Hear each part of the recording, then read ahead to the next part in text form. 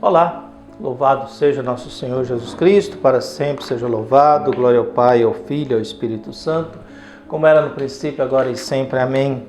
Queridos irmãos e irmãs, paroquianos da nossa paróquia, Nossa Senhora da Badia, Diocese de Cristalândia, graça e paz, que Deus esteja presente na vida de cada um de nós, nos dando sabedoria, graça e paz, nos ensinando a falar e nos protegendo de todos os males nesse dia 12 de julho de 2024, nessa sexta-feira da 14ª semana do Tempo Comum.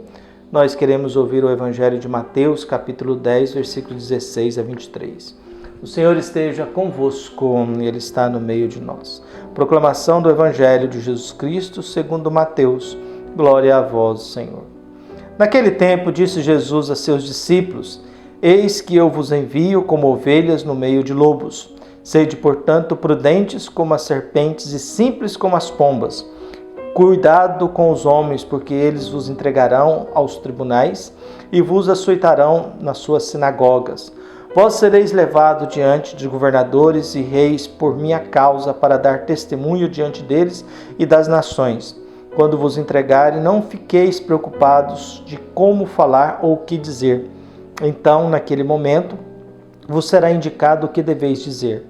Com efeito, não sereis vós que haveis de falar, mas sim o Espírito do vosso Pai, é que falará através de vós. O irmão entregará à morte o próprio irmão, o pai entregará o filho, e os filhos se levantarão contra seus pais e os matarão. Vós sereis odiados por todos por causa do meu nome. Mas quem perseverar até o fim, esse será salvo. Quando vos perseguirem numa cidade, fugi para outra. Em verdade vos digo, vós não acabareis de percorrer a cidade de Israel antes que venha o Filho do Homem. Palavra da salvação. Glória a vós, Senhor. A gente vive num mundo onde a gente nunca sabe o que predomina, se é a maldade ou a bondade. Mas diante da maldade, a resposta sempre tem que ser com bondade, porque a vingança é sempre uma tentativa de ser igual. Jesus escolheu 12 e está dando as orientações para eles na sua atividade missionária. Ontem nós vimos algumas características próprias. Hoje nós encontramos já com a parte das dificuldades, que é a perseguição, que é perseverar diante da perseguição. Manter a perseverança diante da perseguição. É sempre um grande desafio, uma grande batalha, uma grande luta, quando a gente se depara com essas realidades sofridas, essas realidades mais complicadas, essas realidades mais difíceis, quando a gente não tem muito onde se apegar. Então o Evangelho agora começa Jesus a orientar sobre as dificuldades da missão. A messe é grande, os operários são poucos, pedi ao dono da messe que envie operários para a sua colheita. A colheita ela é sempre de Deus. O religioso, a religiosa, o pastor, o padre, a freira, o bispo, tem que ter consciência de que a igreja ela é maior do que todos nós. E que aquilo que a gente faz não é para nós, aquilo que a gente faz é para o bem da igreja, que tem a missão de nos levar até Deus, e fazer com que a gente produza bons frutos. Fazer com que a gente produza frutos que alimente esse mundo na paz. Mesmo diante da hostilidade, mesmo diante daquilo que Jesus vai elencando no Evangelho de hoje. Viu? A primeira orientação de Jesus é: eis que envio vocês como ovelhas no meio de lobos. Sede, portanto, prudentes como as serpentes, simples como as pombas. Viu? O missionário não pode ser ingênuo, mas também não precisa ser violento, agressivo. Não é missão do religioso ser violento, mas também não é missão do religioso ser ingênuo. Então, prudente como a serpente, simples como a pomba é símbolo da paz, mas a serpente ela é astuta, ela é esperta, ela se esconde, ela se ataca. Ela vai enfrentando, vai tentando por aí. Então, a primeira orientação é essa. Cuidado com os homens, porque eles vos entregarão aos tribunais e vos açoitarão na sinagoga. Antigamente a gente tinha medo de cemitério e fantasma. Hoje a gente tem medo de humanos. Antigamente a gente andava pela rua sozinho, a gente tinha medo. A gente ficava aliviado quando olhava outra pessoa. Hoje não. Se você está na rua sozinho, aparece outro, você já treme. Porque passamos a ter medo dos seres humanos. Não mais temos medo de cemitério, nem de fantasma, nem de praga. Mas agora a gente tem medo de gente. A gente sempre está assustado porque o ser humano, ele faz isso. Ele acusa, ele levanta falso testemunho e tantas outras coisas, viu? Vós sereis levados diante de governadores e reis. Se preparem para enfrentar autoridades em meu nome. Mas a orientação de Jesus, não se preocupe com o que vai falar. O Espírito do Pai falará por vocês. E é isso que acaba acontecendo com aqueles que encontraram com o ressuscitado. Se tornaram homens e mulheres da fala, do anúncio, da pregação.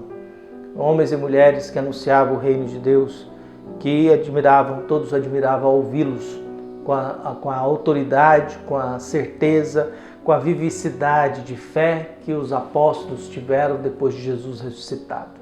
As pregações de Pedro, as pregações de Tomé, as pregações de Paulo, tantos outros missionários que foram fundando comunidades, mas diante da perseguição não desistiram. Então Jesus agora coloca a hostilidade da missão, a dificuldade da missão, a orientação sobre a maldade do mundo, sobre a perseguição. E continua, não somente havereis de falar do Espírito do Pai, falar em vós. E aí também inclui até os conflitos familiares. O irmão entregará um irmão, o pai entregará o filho, os filhos se voltarão contra os seus pais e os matarão. Então a causa da missão gerará problemas de convivência familiar, que era o que Jesus teve com a sua família. No Evangelho de Marcos, a família achava que Jesus tinha ficado doido e queria amarrá-lo. Então, Jesus vai orientando os seus apóstolos: vocês terão problemas até com a família de vocês. Haverá perseguição dentro da família. Porém, a conclusão é a mais bela de todas. Quem perseverar até o fim será salvo. Quem perseverar até o fim será salvo. Quem perseverar até o fim, esse será salvo. Mas não se iluda. Se forem perseguidos numa cidade, troca de cidade.